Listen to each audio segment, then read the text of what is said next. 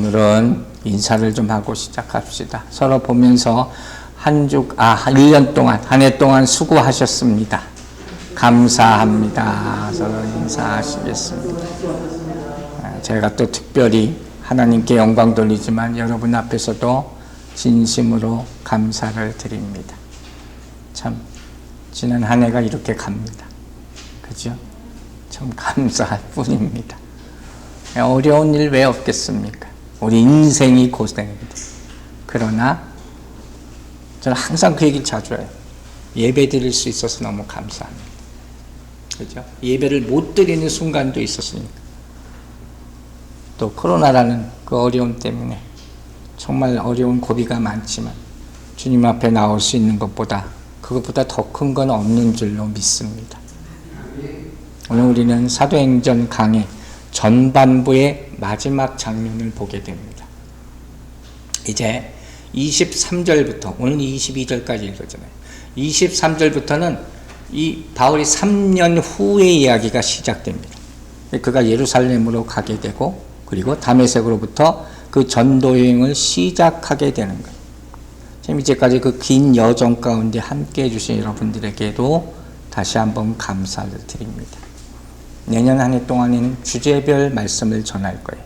광고에 나왔지만 첫 번째 주일부터 팔복, 산상수훈 가운데 팔복, 천국의 축복이 무엇인가, 예수님께서 주신 정말 귀한 말씀을 전하게 됩니다. 그리고 이런 말씀들이 끝난 후에 어느 시간이 되면 다시 바울의 전도여행으로 돌아오려고 계획하고 있습니다. 자, 우린 2주 전에 사울이 세례받고 눈에 비늘 같은 것이 떨어지고 그 다음에 음식을 먹고 강건해졌다 하는 모습을 봤어요. 정말 할렐루야죠. 그런데 놀랍게도 이 일이 어떻게 해요? 순식간에 일어났죠. 순식간에 일어난 일이에요.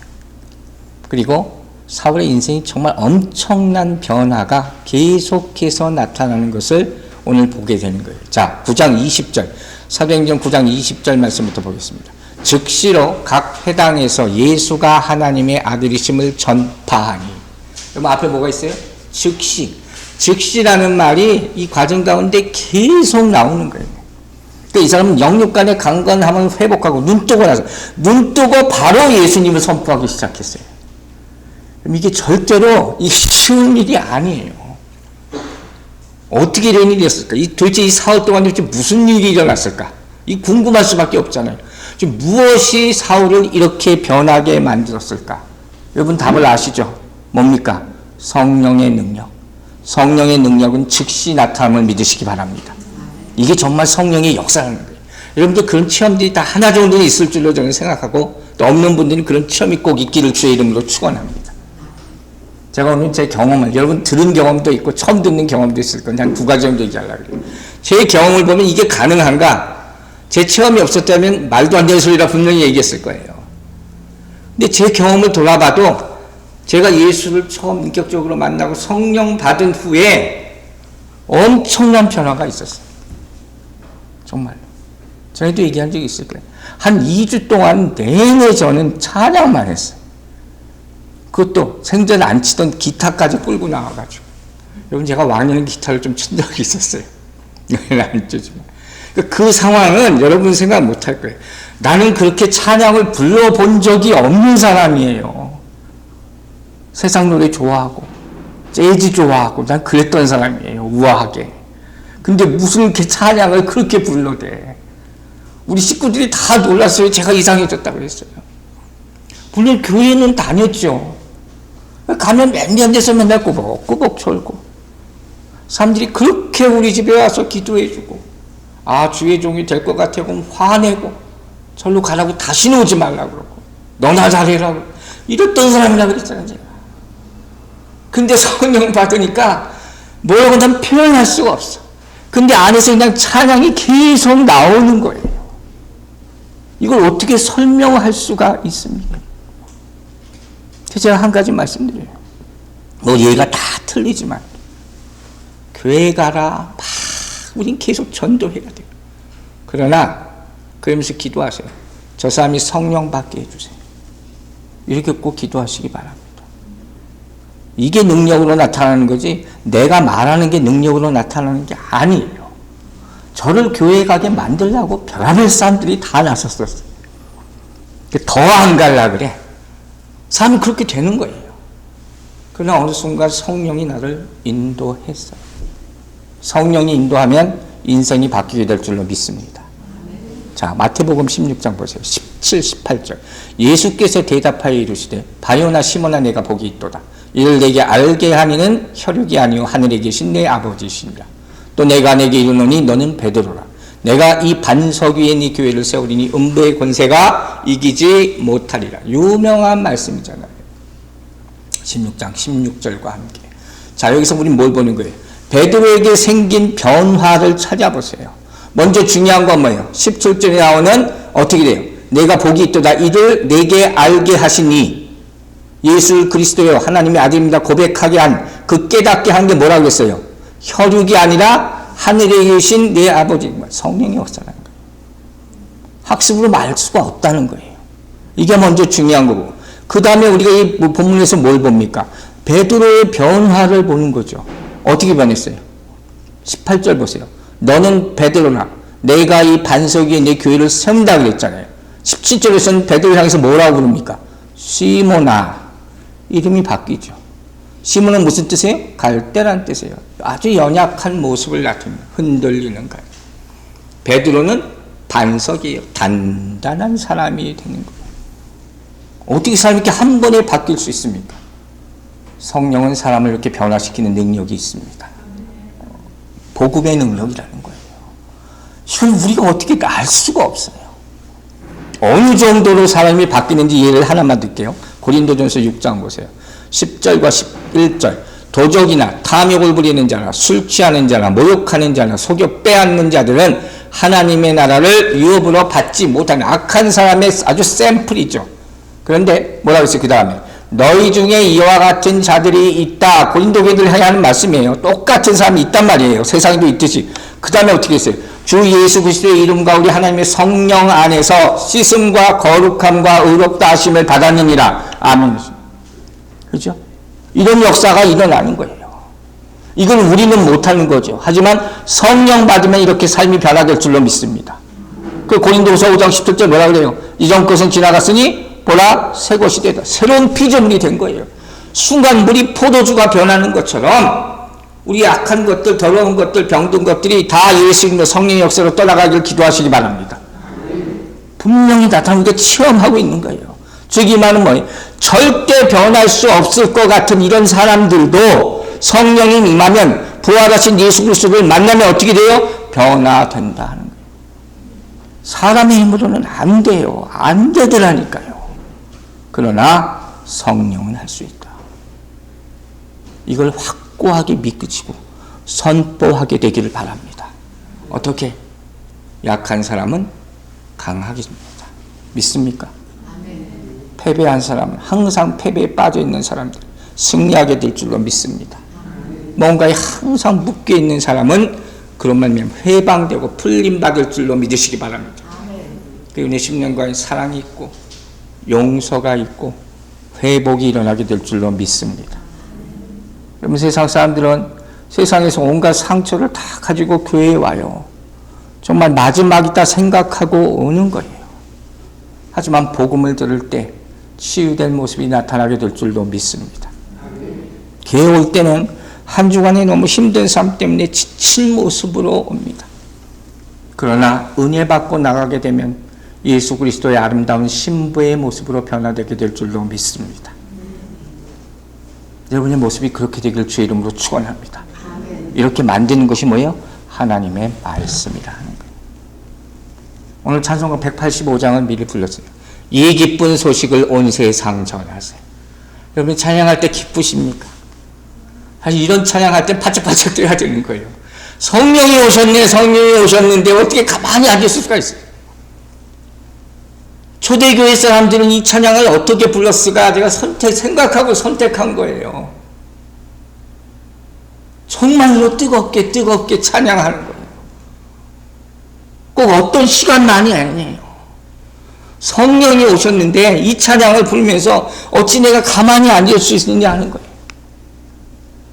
여러분이 이렇게 복음도 전하게 되기를 주의 이름으로 축원합니다. 전도에 대한 얘기를 그렇게 많이 들었어요. 그런데도 아직도 많은 그리스도인들이 복음 전하는 것을 가장 두려워해요. 가장 자신이 없다고 얘기하는 거죠. 이게 현실이란 말이에요. 근데 정말 안타까운 게 뭐냐면 우리가 소위 말하는 이단이라는 사람들이 전도를 더 잘해요. 그죠? 여러분이 왜 이런지 아세요? 왜 우리는 이렇게 전도하기를 두려워할까? 가슴 아픈 얘기를 한 가지만 꼬집어서 할게요. 그 이유는 딴 게 아니에요. 복음의 능력을 내가 100% 믿지 못하기 때문에. 그것에만 의지하지 않기 때문에. 다시 한번 권면합니다. 내가 한다는 생각을 완전히 버리시기 바랍니다. 그 순간 하나님의 능력, 성령의 역사가 나타나게 될 줄로 믿습니다. 수도 없이 들었죠. 나는 하는 것이 아니고 성령님이 하십니다. 그러니까 이걸 못하니까 복음을 부인하는 사람과 복음에 침묵하는 사람과 똑같은 결과를 가져오게 되는 거잖아요. 이게 얼마나 가슴 아픈 일이냐. 우리가 이 지상명령을 받고 이렇게 살아가고 있는데. 그런데 바울은 어떻게 해요? 성령 받고 바로 예수를 전하고 있어요. 성령 받고 은혜 받고 그냥 찬양만 하고 있었다는 그런 얘기가 아니에요. 자기가 끌려온 것, 질질 끌려온 것, 눈이 멀어서 끌려온 것, 이 다메섹에서 그가 대적하던 예수 그리스도를 선포하고 있어요. 이게 바울의 첫 번째 전도의 시작이에요. 이게 엄청난 순간이에요. 아까도 얘기했죠. 눈 뜨고 바로 예수를 전하기 시작해요. 그런데 무슨 여기 전하는 모습을 보세요. 뭐 다른 군더더기가 없어요. 내가 이리저리 저래서 뭐 사람들 뭐 주석 같은 데 보면 뭐 설명을 했겠지. 그 설교 그런 얘기가 없잖아요. 그런 얘기가 전혀 없어요. 자, 왜 그럴까? 여러분, 전하는 그것이 그 사람의 믿음을 나타내는 거예요. 내가 예수를 말하면 그 사람은 예수를 믿는 것인 줄로 믿으시기 바랍니다. 그거보다 더 확실한 증인이 어딨냐는 거예요. 바울의 모습을 잘 보세요. 모든 성도는 바로 자기가 있는 이곳에서 그 환경에서 즉각 그리스도를 증거하기 시작해야 됨을 잊지 마시기 바랍니다. 성경을 보세요. 부활한 예수를 만난 모든 예수 그리스도의 제자들이 어떻게 했어요? 그 즉시 성령 받아서 예수를 전하기 시작했어요. 그러니까 성령을 받는다는 것은 완전히 새로운 인생의 사명이 주어지게 된다는 거예요. 여러분 모든 이에게 사명이 있음을 잊지 마시기 바랍니다. 그 사명이 뭐예요? 다른 거 아니에요. 복음 전하는 거예요. 성경은 오로지 그걸 얘기하고 있어요. 성령 받는 건 내가 수양하는 게 아니에요. 그런 게 절대로 아니란 말이에요. 제가 제 얘기 한 가지 좀 더 한다고 그래서 두 가지 하나만 더 할게요. 제가 뭐 옛날에 한 얘기지만 처음 하는 얘기도 아마 있을 것 같아요. 제가 예수님이 인격적으로 만날 때 기도원에서 욥기 읽으면서 얘기 여러 번 했잖아요. 불 받고 회개하고. 근데 그러고 나서 밤새 그렇게 하고 나서 아침에 새벽같이 나가가지고 제가 뭘 했어요? 복음 전했다니까요. 저 대학교 2학년 때예요. 근데 나중에 내가 얼마나 기가 찼는지 아세요? 그 집회가 목사님 사모님들 모이는 집회였어요. 난 그것도 모르고 간 거예요 그냥. 에? 나는 매주 금요일마다 갔으니까. 그러면서 나와가지고 목사님들 사모님 내가 알게 뭐야. 그래서 예수 믿으세요 하고 있었다니까. 그 보면 얼마나 웃긴 짓을 한 거예요. 복음에는 그런 능력이 있어요. 그게 살아있는 복음의 능력인 줄로 믿으시기 바랍니다. 우리 집사님 로마서 읽는다 그래서 제가 감동받아서 옛날 일이 생각났어요. 이것도 얘기는 한 적이 있죠. 제가 전도사 때 신학교 다니면서 로마서를 읽는데 로마서가 이해가 안 돼. 그래서 어떻게 했다고 했어요? 아무리 이해가 안 돼. 주석집을 봐도 안 돼. 공부를 해도 안 돼. 그러다가 아차 싶어서 어떻게 했다고 했어요? 성령님 도와주세요를 내가 안 했구나. 그 말 한마디 딱 하고 그때부터 어떻게 했어요? 정말 이 얘기 많이 했잖아요. 이 활자가 팍팍팍 눈에 꽂혔다니까. 더 이상 내가 표현할 수가 없어. 그러면서 내가 계속 도서관에서 다리를 치면서 아하 감탄사만 불렀어요. 여기까지 제가 여러 차례 간증한 거예요. 그런데 이번에 집사님 간증하면서 제가 떠오르는 게 하나 있어요. 그리고 나서 무슨 일이 일어났는지 참 오래간만에 그 얘기를 해요. 그리고 그 주일날 제가 섬기던 교회 목사님이 저한테 와서 수요 예배 설교하라고 그랬어요. 다른 부교육자들 많아요. 부목사님들. 난 전도사 때요. 근데 나보고 수요 예배 설교를 하라는 거예요. 뭐 이런 황당한 경우가 있어. 근데 나 그때 막 성령 충만했을 때 아니에요. 그게 뭐가 있겠어요? 로마서. 오래전 기억이 처음 제가 로마서 강의를 했어요. 매주 수요일마다. 그때 제가 얼마나 나 혼자 은혜로 왔겠지. 듣는 사람은 괴로웠을지도 모르지만. 그 기억이 정말 오래간만에 생각이 났어요. 주님한테 감사드려요. 근데 이것뿐만 아니에요. 제가 설교를 계속했을 거 아니에요. 매주 수요일마다. 그 설교 테이프를 녹음을 했어요. 교회에서. 근데 그걸 누구에게 전해줬어요. 동부에 있는, 제가 캘리포니아 살았잖아요. 동부에 있는 누군가에게 그 테이프 전해지게 됐어요. 그래서 어느 날 제가 연락을 받고 그곳에 가서 일주일 동안 로마서를 가르치게 돼. 참 하나님이 하신 일을 모르는 거예요. 정말 오래전에 이게. 제가 이 얘기를 하려고 그러는 거예요. 여러분, 하나님의 사명은 언제 감당하게 됩니까? 말씀들은 즉시 하시기 바랍니다. 그때 능력이 있는 거예요. 즉 시간 끌지 말라는 거예요. 전도는 때를 기다려서 하는 게 아니에요. 그러다 보면 어떻게 영원히 못할 수가 있어요. 우리 딱 꼬집는 말씀이 있어요. 자 보세요. 디모데후서 4장이죠. 너는 말씀을 전파하라. 때를 얻든지 못 얻든지 항상 힘쓰라. 범사의 오래 참음과 가르침으로 경책하며 경계하며 권하라. 아멘입니까? 아멘 하셔야 돼요. 여러분, 전도하는데 적당한 때라는 건 없어요. always, 항상. 시간이 지나면 내가 더 많이 알아서 잘할 것 같이 천만의 말씀, 점점 용기가 없어져요. 점점 상황도 안 좋아져요. 그죠? 이 세상 점점 전도하기 힘들다는 말만 하잖아요. 지금 당장 전도는 안 하고. 요새 마트에서 전도하는 사람 봤습니까? 이렇게 되는 거예요. 자, 오늘 제가 구약 말씀 하나 인용하려고 그래요. 제가 새벽 기도 내내에 뭐 할까 하다가 지금 읽고 있는 장면 가운데 하나를 예를 들게요. 열왕기하 6장 말씀, 아주 흥미로운 이야기가 하나 나옵니다. 열왕기하 6장. 6장 5절부터 7절까지 보세요. 한 사람이 나무를 벨 때 쇠도끼가 물에 떨어진지라. 이에 외쳐 이르되 내 주여 이는 빌려온 곳이니이다 하니 한 사람이 이르되 어디 빠졌느냐 하매 그곳을 보이는지라. 엘리사가 나뭇가지를 베어 물에 던져 쇠도끼를 떠오르게 하고 이르되 너는 그것을 잡으라 하니 그 사람이 손을 내밀어 그것을 잡으니라. 아주 오래간만에 처음 들어본 분들이 있을 그런 말씀이에요. 먼저 제가 질문할게요. 이 기적이에요. 쇠도끼가 물에 빠졌었는데 다시 떠오르게 됐어요. 어떻게? 엘리사가 나뭇가지를 던졌어.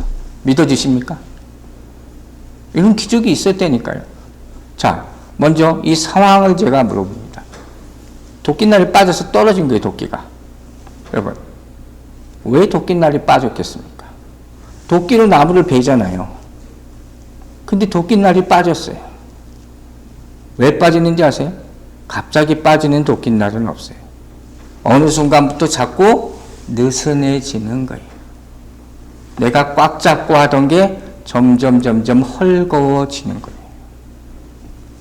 여러분의 인생 가운데 느슨해진 부분들이 있잖아요. 그 즉시 다시 붙잡으시기 바랍니다.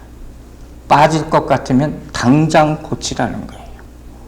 신앙적인 면에서 여러분의 구원의 확신이 흔들려요? 그럴 수 있어요. 사단의 공격을 받으면. 교회에 대한 사랑이 예전 같지 않아요? 사인이 뭔지 아세요? 불만이 자꾸 나오는 거예요. 그러면 어떻게 해야 돼요? 새롭게, 강하게 예수님을 다시 움켜쥐게 되길 주의 이름으로 축원합니다. 그것밖에 없어요. 다시 꽉 붙잡는 수밖에 없어요. 하나님이 사울을 만드시는 과정을 보세요.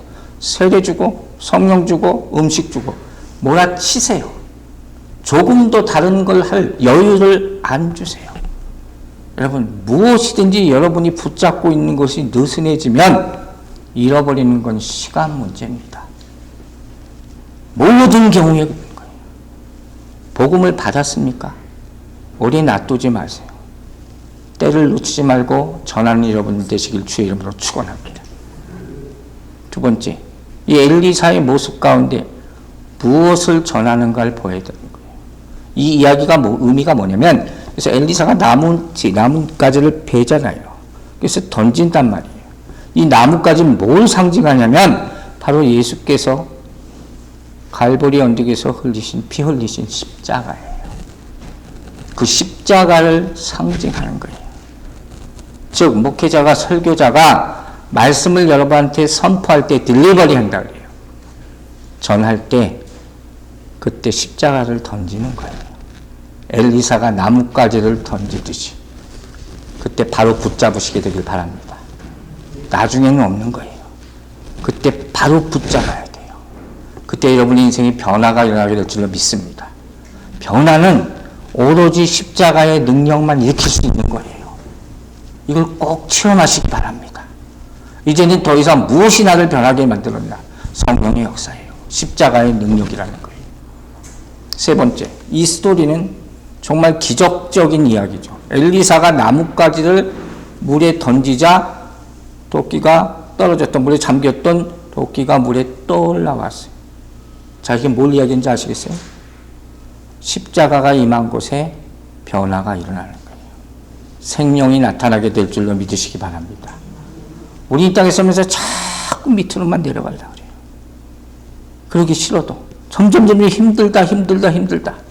그러나 그때 생명의 십자가를 붙잡을 때 살아나게 될 줄로 믿습니다. 이게 복음의 능력이에요. 여러분 붙잡았습니까? 그러면 아직도 바닥에 있는 자들에게 이 말씀 전하시기 바랍니다. 같이 떠오르게 만드시기 바랍니다. 나 혼자 살 수 없잖아요. 2022년 제 기도 제목 가운데 하나예요. 여러분의 가정의 모든 사람들이 다 예수 그리스도 믿고 구원받게 되기를 주의 이름으로 축원합니다. 오로지 말씀만이 그렇게 할 수 있는 능력이 있는 거예요. 이처럼 성령은 오늘도 여러분에게 기적을 일으킬 수 있음을 믿으시기 바랍니다. 사울이 변한 이유예요. 성령의 역사. 자, 또 한 가지, 두 번째, 사울이 이렇게 엄청나게 갑작스럽게 변한 또 하나의 이유, 우리가 다 아는 이유를 다시 한번 보는 거예요. 오늘 마지막이니까. 사도행전 9장 시작할 때 큰 제목이 있었죠. 모든 설교자가 뭐라고 설교를 하냐, 이 타이틀을 가지고. 사울의 회심이에요. 공통된 설교 제목이에요. 그런데 사울은 어떻게 계속 즉시 했잖아요. 사울과 같은 회심을 뭐라고 얘기하면 급진적인 회심이라고 해요. Sudden crisis, 그 다음에 conversion이라고 해요. 갑작스러운 회심. 드라마틱한 모습이 나타나는 거예요. 기독교 전체 인구를 봤을 때 이런 회심이 있는 사람이 그렇게 많지 않아요. 5% 미만이라고 그러는데 통계적으로 더 적다고 저는 생각해요. 갑작스러운 변화가 일어나는 거예요. 그런데 여러분 잘 아셔야 돼요. 회심은 잘 알잖아요. 회심이라는 게 뭡니까? 즉각적으로 방향을 전환하는 거죠. 동시에 즉각적으로 행동으로 옮겨지는 거예요. 이게 진짜 회심의 의미라는 거예요. 여러분 그렇게 되길 바랍니다.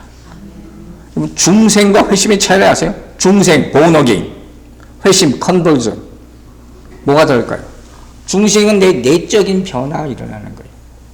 회심은 거기에 따른 외적인 행동이에요. 그러니까 회심은 중생의 증거예요. 이런 모습이 나타나자면 내가 예수 믿었다는 게 가짜일 수가 있다 하는 거예요. 즉 하나님의 능력이 나에게 임하잖아요. 그럼 리스판스가 있어야 돼요. 분명히 있어야 되는 거예요.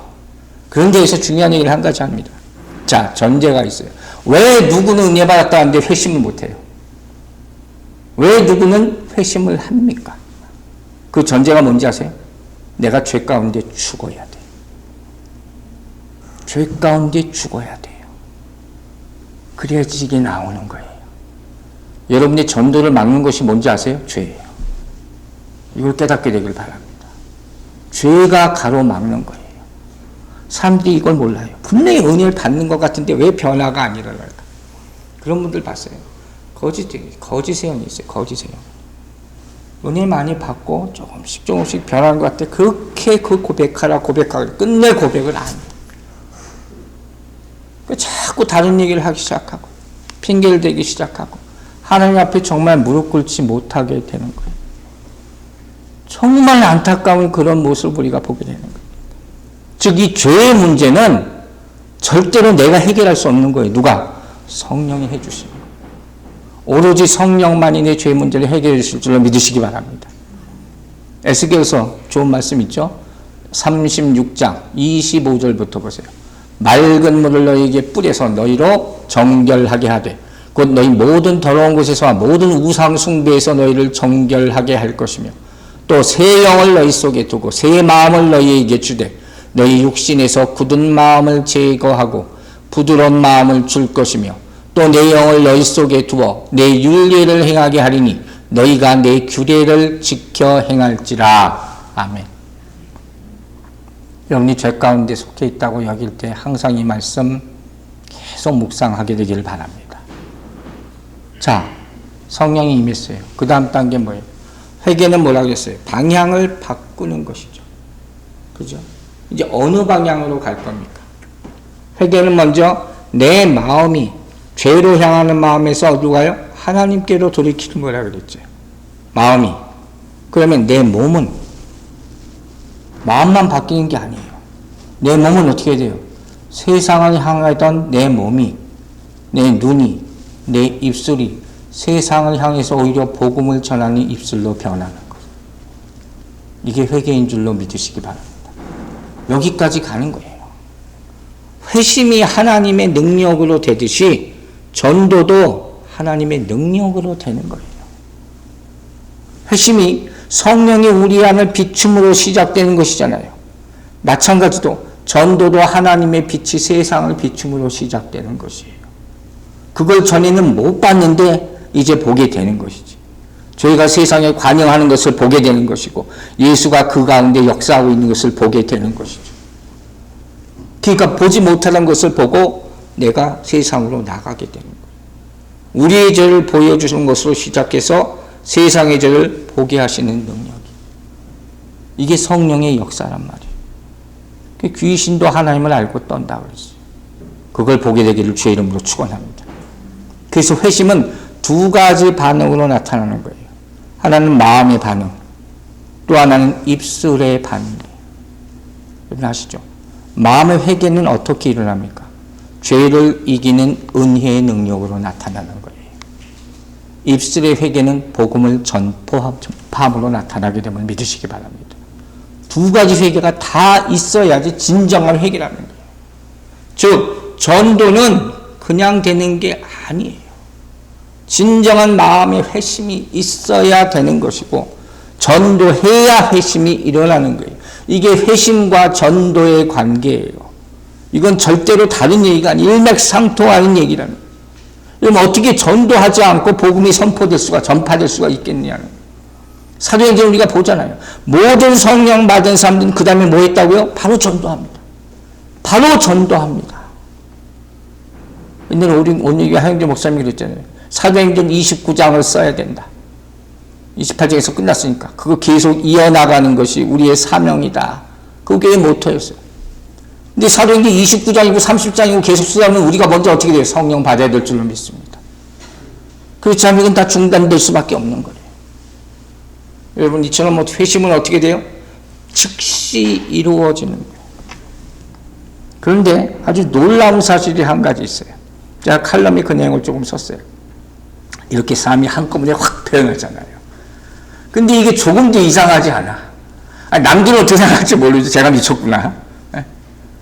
근데 나는 전혀 이게 부끄럽지도 않고 어색하지도 않아요. 어린아이들 보면 울다 웃다 잘합니다. 어른들은 그거 못해요. 어색하고 쑥스러우니까 창피하니까. 성령은 그렇게 만드는 능력이에요. 여기서 우리는 생각해야 되는 거예요. 여러분 아직도 우리는 성경 말씀을 다 이해하지 못해요. 근데 이성적으로 다 얼간화해서 이렇게 쉽지 않은 거예요. 성경을 선포하고 전하는 것 이거 절대로 녹록한 일이 아니에요. 그러나 놀라운 것은 성령 받으면 이것을 전하지 않을 수 없게 되는 거예요. 이게 뭐라고요? 바로 사도행전 4장 20절에 보고 들은 것을 말하지 않을 수 없다. 이 말씀이 얼마나 귀한 말씀인지 깨닫게 되기를 바랍니다. 보고 들은 것을 말하지 않을 수 없어요. 제가 성령 받았을 때 이미 다리는 움직이고 밖에 나가고 있었고 입으로는 말하고 있었어요. 이걸 어떻게 설명할 수가 있어요? 성령이 하신다는 증거예요. 여러분, 확신이 없어서 나는 아직 못 믿겠어요. 이런 사람들 얼마나 많이 만난지 몰라요. 여러분이 합리적인 이론을 내가 다 이론적으로 이해가 가면 그러면 나는 확신을 가지고 믿고 전할게요. 절대로 그건 안 됩니다. 그래서 전하는 게 아니라 확신하면 합리적인 이론이 나오는 거예요. 그게 먼저인 거예요. 그게 믿음이라는 거예요. 성경을 다 보면 믿게 될지 모르겠네요가 아니라 믿음으로 성경을 보게 될 줄로 믿으시기 바랍니다. 이게 성령의 역사잖아요. 이 차이는 어마어마한 거예요. 어마어마한 거예요. 그런 체험이 다 있게 되기를 바랍니다. 부부싸움 자주 하는 부부 한쪽에서 항상 이런 얘기를 한대요. 여자분은 이치가 이렇고 저렇잖아. 따지는 거예요. 그러니까 다 얘기하고 그러니까 당신이 잘못한 거야. 그 얘기를 하려고 그러는 거예요. 근데 남편은 그 얘기 듣지도 않아요. 그 길게 말하지도 않아. 왜? 자기는 이미 자기 확신이 있거든. 당신이 틀린 거예요. 그러니 싸울 수밖에 없는 거예요. 마찬가지예요. 회심이라는 건 이론적으로 내가 납득하면 하는 게 아니에요. 성령이 주시는 확신임을 믿으시기 바랍니다. 그 자리에서 꼭 끊어지는 거예요. 그리고 이제 흥미로운 말씀이 계속 나오죠. 자, 사울이 복음을 전하는데 어디서 전해요? 각 회당에서. 이후부터 회당이 사도행전에 나오는 사울이 전도할 때 복음 전파하는 장소예요. 여기서 쫓겨나고 저기서 쫓겨나고 가면서 계속 회당에서 복음을 전파한다니까요. 회당이 뭐 하는 거예요? 유대교의 율법을 배우는 중심 장소 아니에요. 여러분 오해 없이 들으세요. 이게 마치 지금 무슨 모습이냐면 내가 불교 신자였는데 절에 가서 예수 믿으라고 하는 거 똑같은 거예요. 성당 가서 제가 지난주에 얘기했죠. 마리아 우상 숭배하지 마세요. 이게 똑같은 얘기를 하는 거예요. 회당이 그런 곳이에요. 유대교인들이 가장 거룩한 장소. 자, 중요한 건 뭔지 아세요? 이 의미가 뭔지 아세요? 사울이 회당에서 복음을 선포했다. 회당의 영적 주인이 바뀌었다는 거예요. 이걸 보세요, 여러분. 율법에서 뭘로? 성령으로. 이게 복음 전도자들이 할 일이에요. 여러분 아시죠? 요새 종교기관 건물들이 얼마나 바뀌는지. 주인이 사고 팔고, 그죠? 정말 많이들 사고 팔고예요. 중요한 건 건물 껍데기가 아니라 뭐라고 했어요? 그 안에서 무엇이 선포되느냐. 그게 가장 중요함을 여러분 잊지 마시기 바랍니다. 사울이 일을 하는 거예요. 이렇게 할 수 있는 근본적인 이유가 빌립보서에 나와 있어요. 갈라디아서에 나와 있어요. 갈라디아서 1장 10절과 12절. 이제 내가 사람들에게 좋게 하랴 하나님께 좋게 하랴 사람들에게 기쁨을 구하랴 내가 지금까지 사람들의 기쁨을 구하였다면 그리스도의 종이 아니니라. 이는 내가 사람에게서 받은 것도 아니요 배운 것도 아니요 오직 예수 그리스도의 계시로 말미암은 것이니라. 아멘. 바울이 이제까지 뭐였대요? 내가 사람을 기쁘게 하는 그런 욕구를 가지고 살았다는 거예요. 사내들인 공회의 만족, 인정을 받기 위해서 살았다는 거예요. 이렇게 사는 사람이 얼마나 많아요. 근데 이제 뭐예요? 그곳에서 반역한 거예요. 그 순간 산헤드린의 족보에서는 제적당했을 거예요. 그러나 그 순간 천국의 족보의 이름이 올라갔을 줄로 믿습니다. 그럼 이제 이 정도 됐으면 친구들의 놀자 리스트에서 다 빠져나오시기 바랍니다. 여러분은 다 나왔겠지만 제 동영상을 보는 혹시라도 어떤 분이 있으면 이제 그만하면 됐다. 나오시기 바랍니다. 그것을 이 사람이 증명하는 거예요. 이제까지 그가 말하지 못하게 했던 예수 그리스도에 대해서 그 입으로 전하기 시작하는 거예요. 다른 게 방언이 아니에요. 성령이 내 입술을 벌려서 말하게 하는 것. 그게 방언이에요. 사울의 인생이 이제까지 자기가 하고 싶은 거 하고 살았어요. 이제는 하나님의 철저하게 도구로 사용되고 있는 것이죠. 그리고 이제 보세요. 그가 전하는 복음은 뭡니까? 심플해요. 지극히. 예수 그리스도는 하나님의 아들이다. 그는 그리스도다. 22절에도 나오죠. 자, 예수 그리스도는 하나님의 아들이시고 예수는 그리스도십니다. 어디서 많이 본 것 같죠? 바로 베드로의 신앙 고백이죠. 마태복음 16장 16절 다시 보세요. 시몬 베드로가 대답하여 이르되 주는 그리스도시요 살아계신 하나님의 아들이시니이다. 성경에 오히려 이런 고백이 비슷하게 계속 나옵니다. 야, 왜 이 고백이 필요한지 이걸 알아야 돼요. 왜 사울이 이런 고백을 했을까? 유대인들이 예수 믿는 사람 배척하고 예수 배척하고 그랬던 근본적인 이유가 뭐죠? 예수가 자기가 하나님의 아들이라 그러니까. 자기가 메시아라 그러니까. 그래서 그렇게 배척한 거예요. 이게 그들에게는 신성 모독죄예요. 블라스피미 그랬어요. 큰일 날 소리 하고 있다. 저 죽으려고 달려. 이거란 말이에요. 근데 이제 회심했잖아요. 예수가 누군지 다메섹에서 만났잖아요.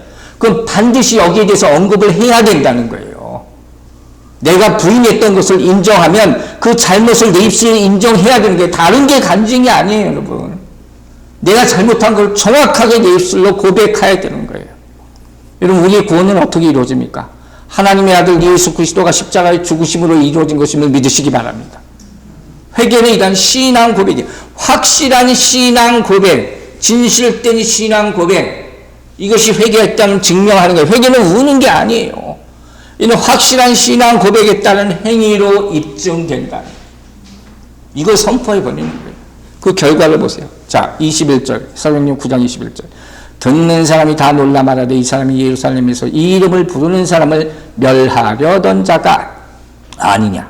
여기 온 것도 그들을 결박하여 대제사장에게 끌어가고자 함이 아니냐 하더라.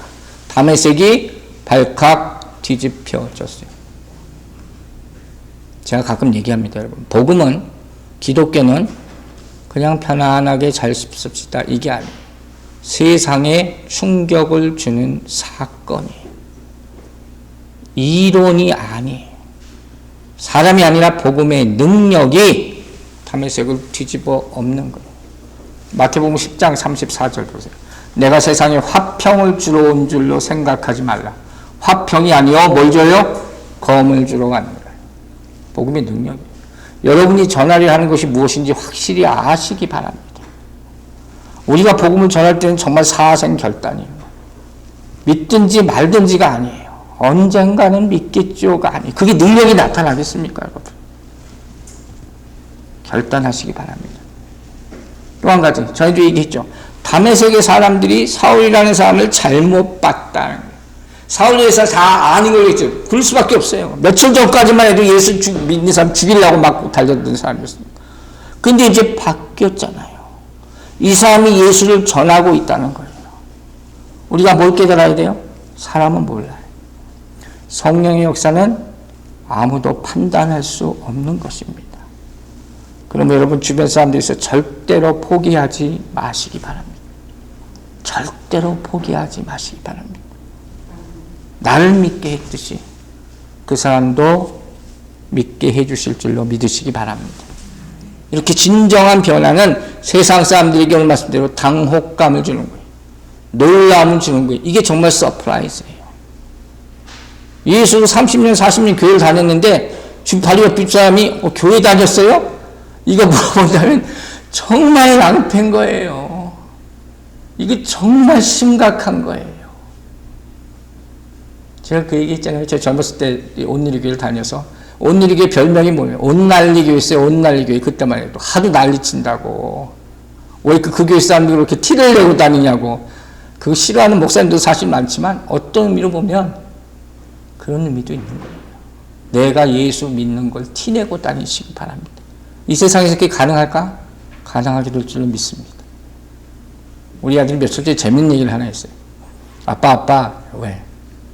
내 친구들이 나를 다 차이니스인 줄 알았대. 한국말을 안 하니까. 그래서 며칠 전에 한국말 했더니 깜짝 놀라더래. 그래서 너 한코리안인지 처음 알았대. 똑같은 거예요. 내가 예수 믿는 사람인데 예수에서 한마디도 안 하면 뭐라고 세상을 생각합니까? 예수 안 믿는 걸로 여기는 거예요. 자, 마지막 22절 봅니다.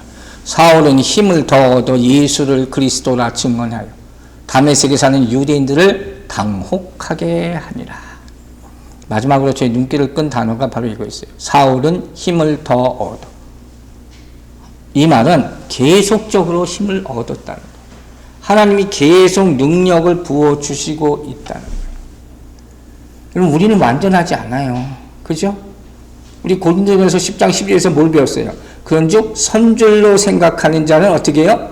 넘어질까 조심하라. 평생 겸손해야 될 말씀이죠.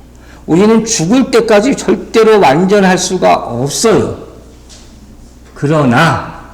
그럼에도 불구하고 이렇게 예수 믿고 사울처럼 바로 복음 전할 수 있어요. 아시겠습니까? 이게 핵심이에요. 계속 말씀을 들으세요. 하나님과 기도하세요. 순종하세요. 그때 주님께서 여러분에게 힘 주실 줄로 믿습니다. 점점 믿음의 뿌리가 깊어지게 될 것입니다. 그리고 여러분의 삶의 모든 역량에서 성장하게 되고 새로운 힘을 얻게 될 줄로 믿습니다.